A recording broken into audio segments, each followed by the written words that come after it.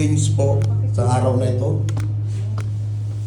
Brother Ray, it's your turn. Pasensya na. Lord, tulungan mo ko. Wala akong alam, pero sa tulong mo, in Jesus' mighty name. Yung pong itatalakay ko dito, yung first reading ng Isaiah 8:23 to 93.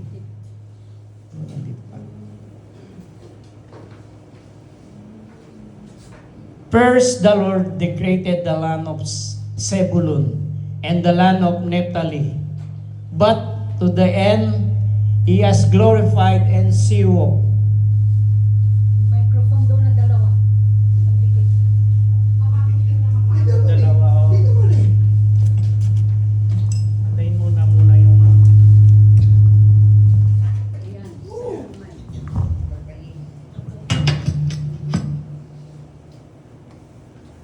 the land west of the Jordan and the district of Gentiles. Anguish has taken wing, dispel in its darkness, for there is no gloom where, but now there was a distress.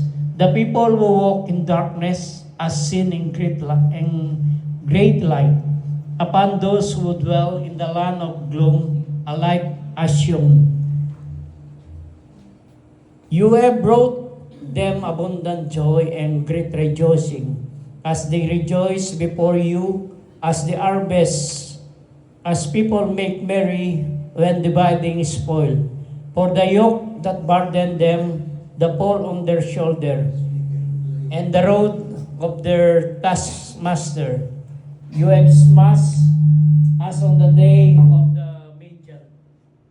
Ito po yung first reading. Yung po sa Tagalog, nabasa ko, sabi ng first reading, tatamad-tamad sila yung mga tao. Pero sa yung pagkaunawa ko, then binigyan din ng ni Lord, yung mga biyaya yung mga tao. Dahil nga dito, inaano niya yung obedient at saka yung kababang loob. Kasi pag sumunod ka sa ng Panginoon, sabi nga dito, if you can see sin a great light, yung pagbabago, ito pagbabago rin, yung lahat ng mga kasalanan mo, hiningi mo ng kapatawaran sa Panginoon, ipagkakaloob niya. Dahil po sa buhay natin, sa araw-araw, nakikita po natin yung kasamaan ay marami na.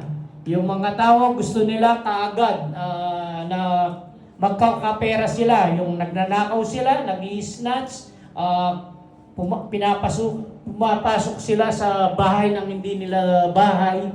Yung nangu-hold up sila, yung mga sa daan, ganyan. Kaya ang Panginoon, wina-warning tayo yung dito, yung mga nangyayari sa ating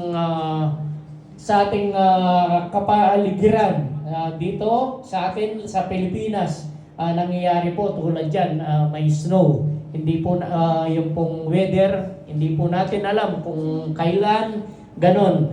Pero kita nyo po, dahil sa panalangin natin, napakalakas po. Ako po ay nananalig, yung pong sinasabi nila, hindi po mangyayari yan, magiging light lang po yung ibibigay kasi po yung klima nagbabago. Kaya po yung po natin, huwag po tayong mawala ng pag-asa. Yung pong kababaang loob at saka yung obedient sa pagsunod sa Panginoon. Yun lang po ang masasabi ko. Salamat, Lord. Thank you.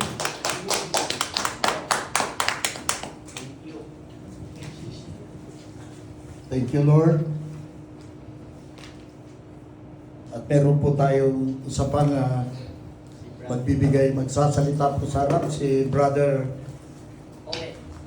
Buyer. Ober. Brother Buhay.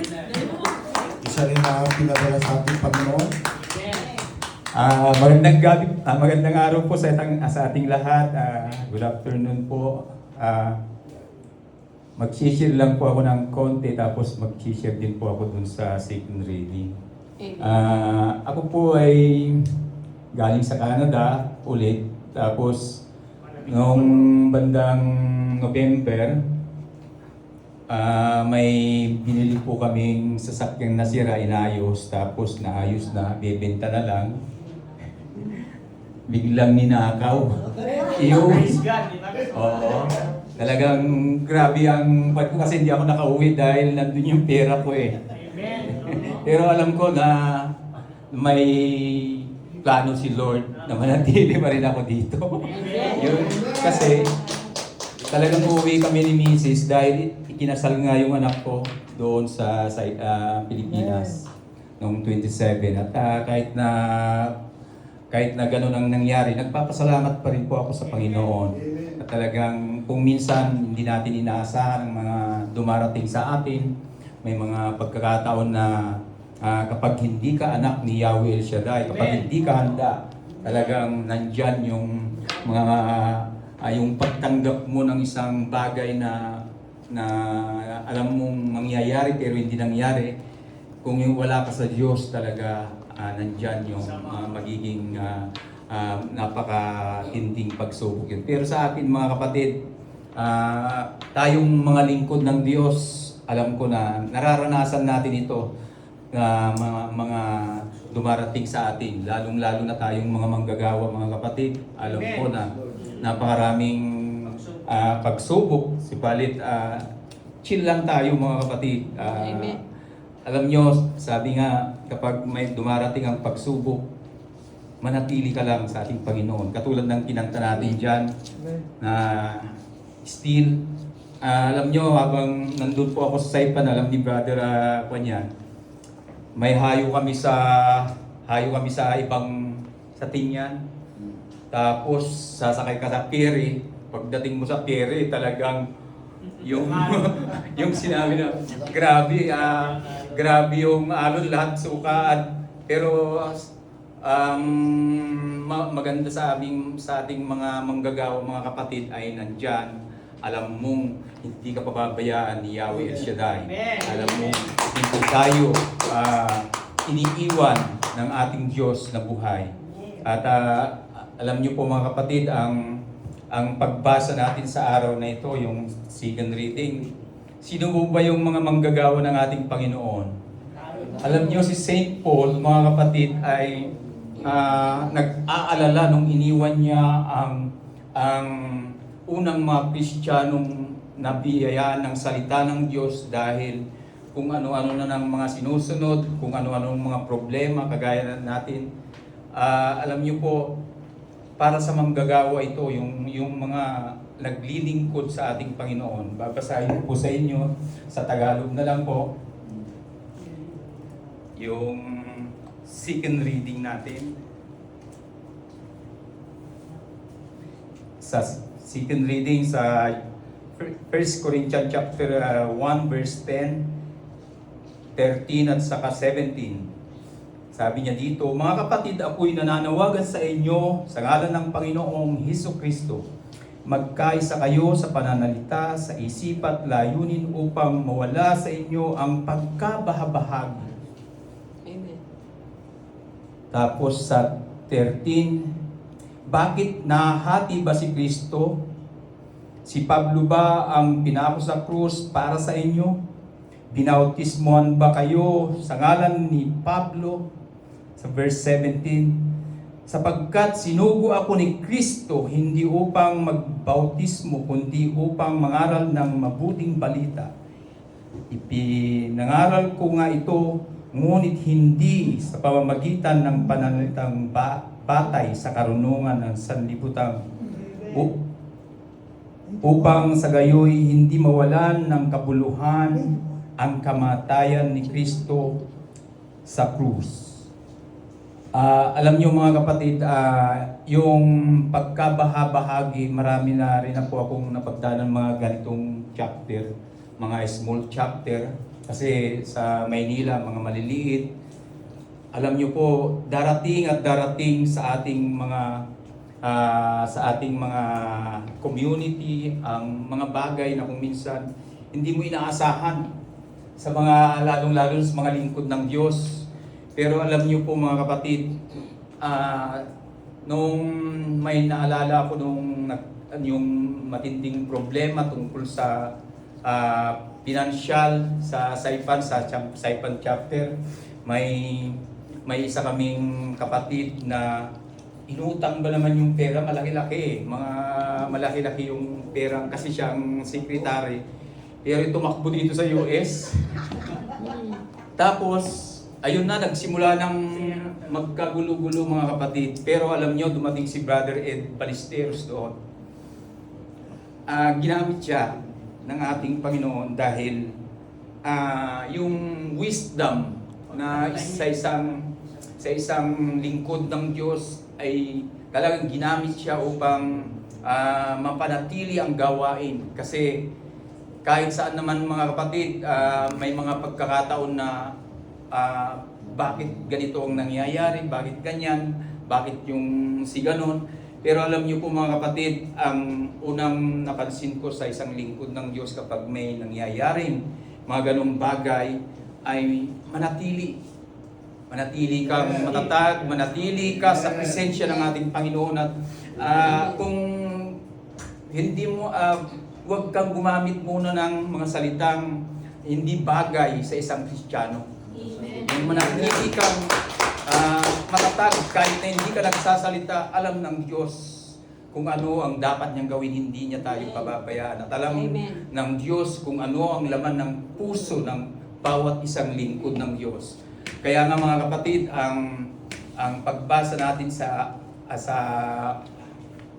linggong ito, lahat ng mga gawain ng ating Panginoon, hindi lang sa gawain, lahat pati simbahan ay may mga kaguluhan. Subalit, ang Diyos ay nasa control niya lahat. Amen. Yung emotion ng bawat isa noon mga kapatid, hindi ko makakalimutan, ay talagang yung grabe sa harapan ng aming servant leader doon na si Brother Bong, yung nagtalo-talo na sila. Pero alam ko, ang Diyos ay napakabuti dahil maging sa kaguluhan na yan ay umaayos. Meaning mga kapatid, sa kaguluhan na yun, hindi na natiling kaguluhan bagkus na ayos lahat at maging yung mga patakaran mga kapatid ay naplan siya lahat. Ibig kong sabihin mga kapatid, yung mga nangyaring yun ng mga kaguluhan ay yung sa mga susunod na mga taon mga kapatid ay naayos lahat dahil sa pangyayaring yun. Meaning, gumagawa ang Diyos sa pamamagitan ng mga kaguluhan na yun, gumagawa ang Diyos ng ikakaayos ng bawat isa. At ikakatatag ng gawain ng Diyos. Kaya nga mga kapatid, kung minsan hindi natin napapansin na tayo na pala yung cause ng kaguluhan kung lagi tayong hindi nananatili o kaya hindi yung still, kagaya ng ating napakinggan kanina na kapag may kaguluhan, punta ka sa sulok o kaya yung bang ipikit mong yung mata at isipin mo ang Diyos ng kaayusan. Kaya nga si San Pablo, mga kapatid, yung sulat niya dito sa Corinthian dito, napakaraming problema. Isa lamang itong binanggit niya, yung pagkabahabagi. Pero yung mga susunod na mga gusto niyang ayusin dito ay ang kalooban ng bawat isa na mga lingkod ng Diyos. Dahil pag binasa mo ang buong kabuuan nito, napakaraming problema pala ang mga tao noon na kagaya ngayon. Amen? Amen. Ganon din ang kwan ko sa mga maliliit na kwan sa Maynila nung nandun na ako mga kapatid ay inspire ako sa mga preaching na talagang malalalim ang dating, pero mas inspire ako dun sa preacher na malalim ang pananampalataya at alam niya ang kanyang ginagawa sa tuwing darating ang mga ganong pagkakataon. Purihin natin ang ating Panginoon, purihin natin ang ating Diyos. Tayo na po pagpapatuloy, brother. Salamat po. Maraming salamat po, Panginoon. at nagpadala kayo ng nagpaliwanag Amen. sa banal mong salita. Amen po ba? Amen. Eh halos nasabi na nilang dalawa itong sasabihin ko mga kapatid. Pero dito tayo sa light, yung liwanag mga kapatid. Sino bang alam natin ng liwanag? Ang liwanag ay si Jesus. Amen po ba? Amen. At dito sinabi ni Isaiah, upang masunod itong kanyang sinabi, babasahin ko po ulit bago ko pagpapatuloy. Land of Zebulun and land of Naphtali, the way to the sea, beyond the Jordan, Galilee of the Gentiles. The people who sit in darkness have seen a great light, and those dwelling in a land overshadowed by death, rise, light has arisen. Bakit dito pumunta ang ating Panginoon? Pumunta ang Panginoon dito dahil nakita niya ang kadiliman. Anong ibig sabihin ng kadiliman, mga kapatid ko kay Kristo? Yan ay ang ating kasalanan. Yan ay isang kadiliman. Dahil nasabi ni Brother Boyet kanina, ay Obed. O Boyet, Obed pala. Kasi ayaw kong gamitin yung Obed sa Ilocano, hindi maganda kasi. Balo Boyet. Di ba? Nasabi niya na nagbahagi-bahagi. Ito'y ilagay ko sa kalagayan natin ngayon. Yan, napupuna naman natin kung ilang araw na yan, o ilang buwan, o ilang linggo na natin nakikita, na kung minsan, hindi natin malaman kung sinong susundin. Dahil meron tayo ritong mga kapatiran na gusto ng siya na. Ako naman, ako na. Tapos yung isa naman, ako rin. Di ba? Malilito tayo. Di ba mga kapatid ko kay Kristo? Susunod ba ako dito? Susunod ako doon? O susunod ako sa Kanya? Wala tayong ibang sundin mga kapatid ko kay Kristo kung hindi lang si Jesus. Amen. We are baptized by Jesus. We are one and united by Jesus. Ba't kayo susunod-sunod? Dahil siya'y mayaman. Dahil siya'y binibigyan ka, nangyayari sa biliban. May pailalim na bigay. O dahil ikaw ay binubulong-bulungan. Gamit ng demonyo mga kapatid, yung bulong na masama, sapagkat si Jesus ay siya lang ang mabuti. Wala nang iba. Ni isa sa tao wala. Sapagkat tayo lahat ay makasalanan. Amen. Mga kapatid, ako, makasalanan ako. Nangyari lang, wala pa isang linggo. Tumaas ang presyon ko, di ko napigilan. Alam niyo bakit? Nakakatulong sa akin yun. Kasi sinusubukan ng Panginoon kung ano ang aking makakaya na maratili sa Kanya. Mga kasama ko sa Saipan, mga pare, ang iba dun, wala nang buhok. Ang iba, masakit ng tuhod na gaya ko. Ngunit, mga kapatid, nananatili pa rin sila. Ako ngayon, tignan nyo, 4 na yun, wala sa ngipin ko. Nananatili pa rin ako dito sa gawain ng ating Panginoon. Amen po ba? Mga kapatid, ano pa bang hihiliin natin? Amen. Binigay sa atin lahat. Tayong gagandang damit, panay-kinayki. Ay, nakanayki ako, bago din. Binigay ng Panginoon sa mga ibang lugar. Mga ibang kapatiran natin. Hindi man sila makabili niyan. Ipagkain, wala. Kaya tayo dapat magsaya na ang liwanag ng Panginoon ay binigay lahat sa atin. Amen. Amen po ba mga kapatid? Na nasabi ni Brother Boy, kanina ulit, Obed. ay Obed. Obed. Anong sinabi niya? Kanina. Na hindi natin alam pala na tayo'y binibigyan minsan ng problema ng ating Panginoon upang yan ay lutasin natin at ipapakita natin na yan ay kaya natin. At tayo'y pinapalakas kaya. Lalakas tayo. Sapagkat if there's nothing to be solved, problem is solved. Diba? Kung wala tayong gagawin mga kapatid, kahit nananampalataya tayo sa Panginoon, kung hindi naman natin ginagamit, useless. Faith is dead. Mga kapatid, ang ilaw na pumunta dahil sa pagkawatak-watak natin. Nagkakawatak-watak tayo.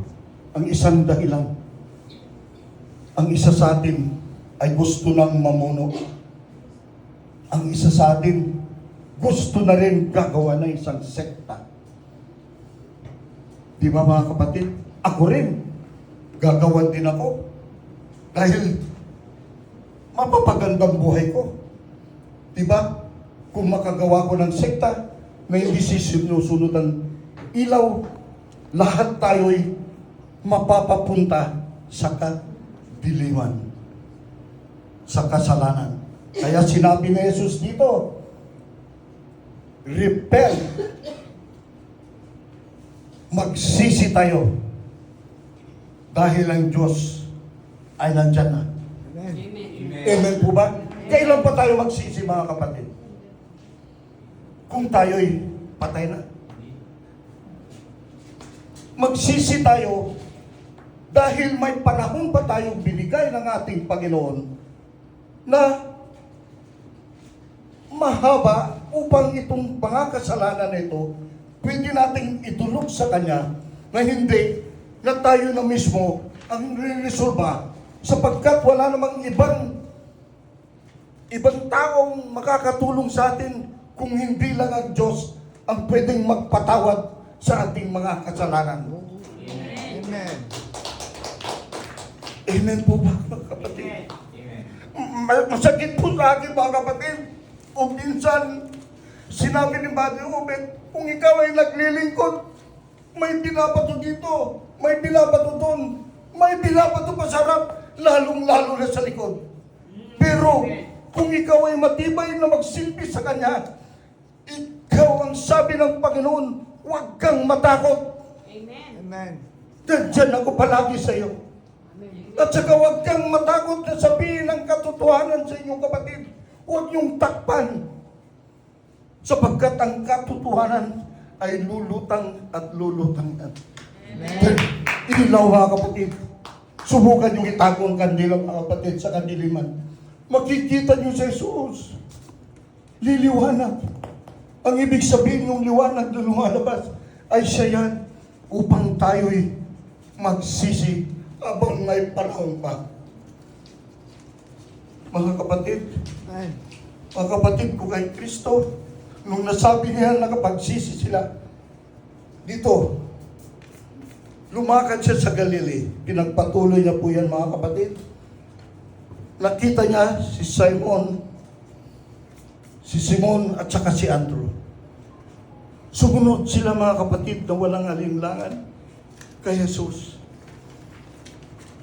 Sumunod sila. Lumalayo pa sa konti, come after me. Gagawin silang mangingisda ng tao. Fisher of man. Ang ibig sabihin, gaya natin, tayong lahat nandito. Tayo'y nangugumbida, lalong-lalo na yung naliligaw ng landas. Pinupunta natin, binabahay-bahay natin, kinakaibigan natin upang mapalapit sa ilaw at hindi sa kadiliman. Mahirap kaya mga kapatid yung madilim kung nandun ka sa kasalanan tapos ang magdadala pa sa'yo mas madilim sa'yo. Isipin nyo. Isipin nyo, panay punta sa'yo, madilim na tayo, makasalanan na tayo. Tapos ang lalapit pa sa atin ay makasalanan din. Sinong pipiliin natin mga kapatid? Siyempre yung nakapagbigay ng liwanag at ilaw. Kung hindi, si Jesus lang ang makapagbibigay na.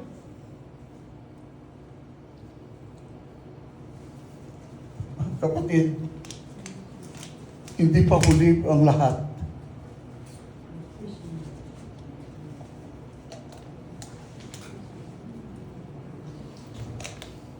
hindi pa huli ang lahat. Naglahat na ng salubin ng ating puso na masama. To surrender to Jesus. Amen.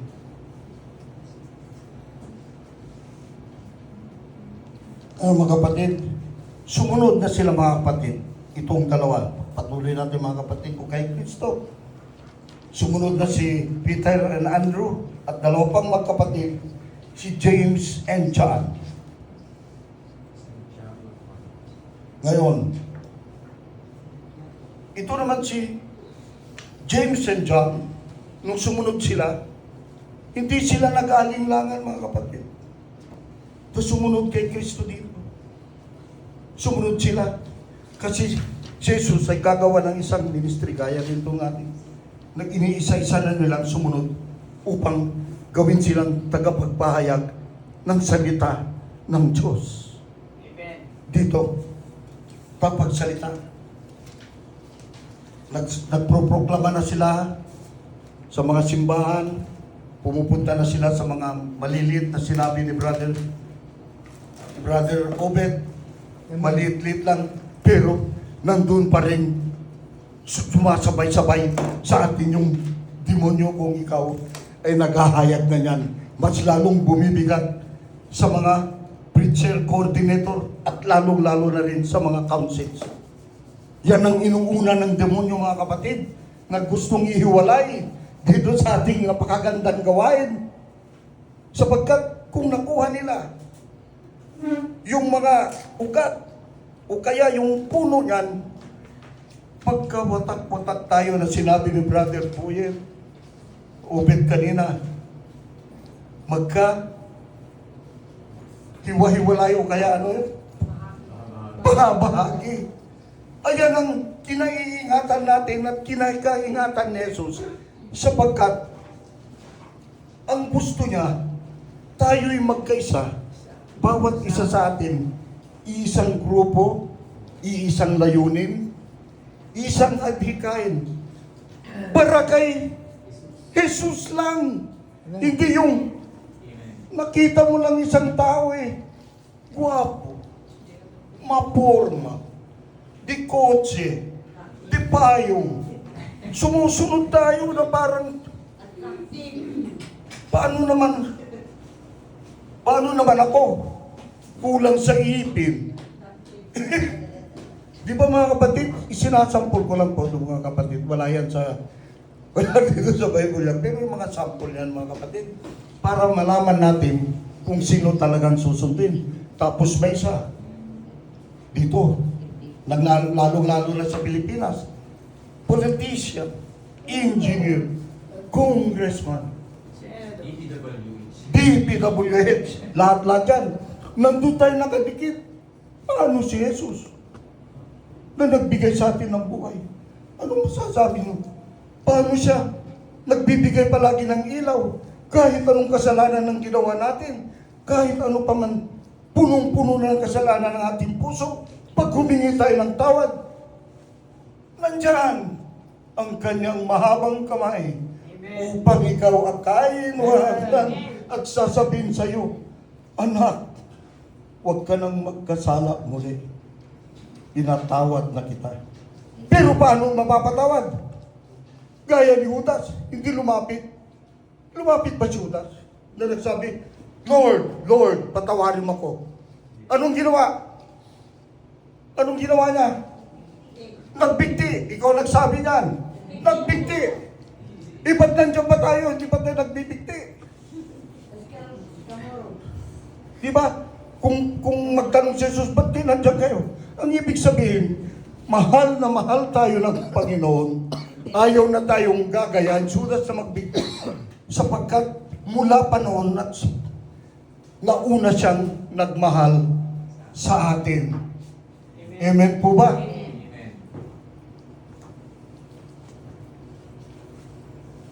Pagpatuloy natin mga kapatid. Pinagpatuloy ni Jesus na he's proclaiming the gospel at ang ginawa pa niya, Tignan mo. Curing all the illness and among the people. Hindi niya sinabi na hindi ka pwede rito, makasalanan ka. Hindi niya sinabi, mayaman ka, dyan ka. Hindi niya sinabi, uy, doon kayo, wala kayong pera. Lahat, pantay-pantay, makasalanan man o hindi, may ginawa mang masama o hindi, ginamot dito na Jesus. Lalong-lalo na, yung mga mayroong pananampalataya sa Kanya, there's a faith in their heart. Gaya ng pananampalataya at pagsusuporta natin sa gawain ito. Dito tayo kay Jesus ito. Amen. Siyang nagtagda nito. Amen. Amen po ba? Kaya si Jesus, merong magagawa. Merong magagawa ang ating Panginoon.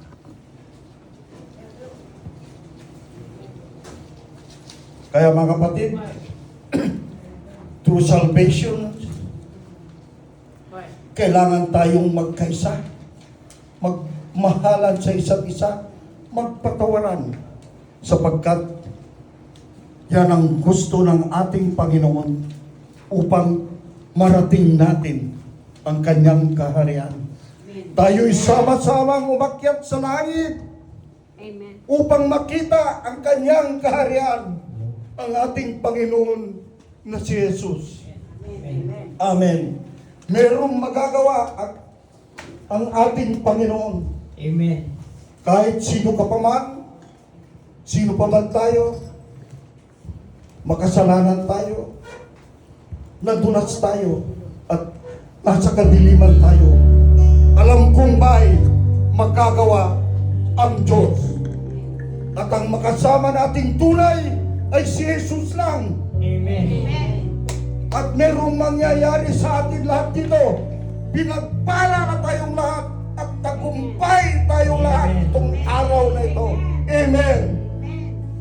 Alam kong may magagawa ang Diyos. Alam kong may magagawa ang Diyos. Kung ako'y magtatawa sa Kanya'y maglilingkod,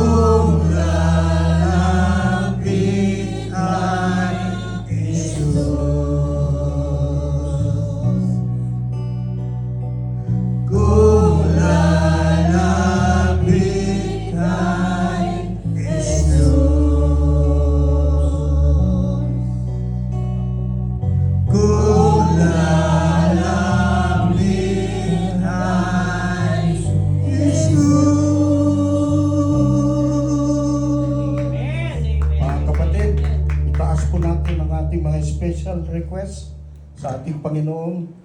Kung ano nga yung mga bagay na nating mablessan dyan. Nabigyan niya ng biyaya at pagpapala. Amen. Panginoon, maraming salamat sa ngalan ng Ama, Anak, Espiritu Santo. Amen. Panginoon, maraming salamat po sa panahon na binigay mo, Panginoon. Amen, Lord. Panahon na napakaganda, Panginoon. Thank you, Lord. Thank you. Ang kadiliman ay lumiwanag, Panginoon. Amen, Lord. Diyos na makapangyarihan sa lahat. Itong araw na ito, Panginoon, ang aming mga kasalanan na nagawa. Walang ibang makakagawa nito, Panginoon, kung hindi lang kayo. Kayo lang, Jesus. Panginoon, idinudulog po namin sa iyo ng lahat ng may sakit sa ngalan ni Jesus ay magagaling na silang lahat, Panginoon. Yung takot namin, Panginoon, na pinalakas mo ngayon, kami po hindi na po matatakot sa sunod Jesus. na darating pang mga araw upang ikaw ay aming sambahin, Panginoon. Panginoon, bigyan mo kami ng kalakasan pa, Panginoon. Mahabang buhay. At bigyan mo pa kami ng katinuan ng pag-iisip, Panginoon. Amen, Lord.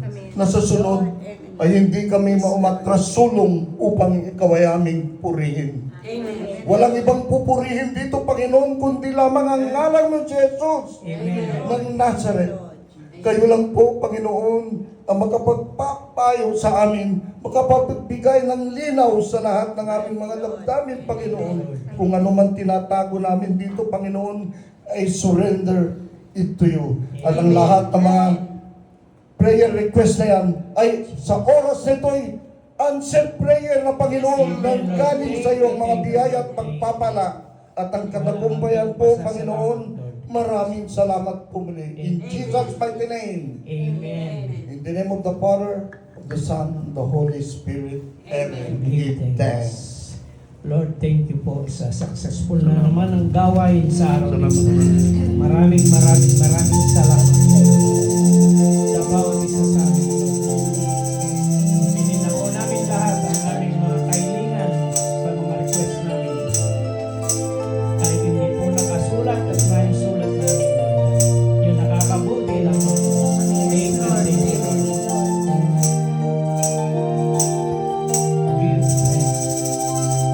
Give thanks.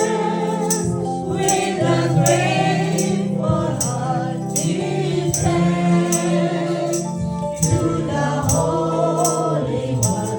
Give thanks because He's given Jesus Christ, His Son.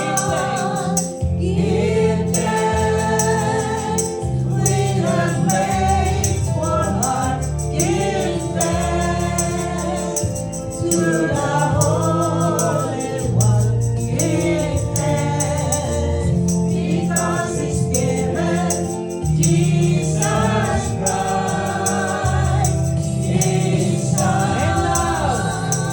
And now let the weak say, I am strong.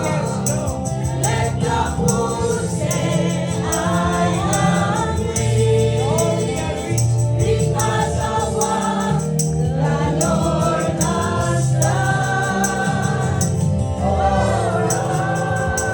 Let the weak say, I am strong. Let the poor say, I am rich, because of what the Lord has done for us.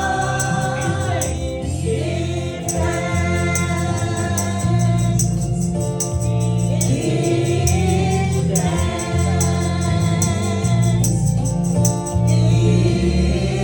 thanks.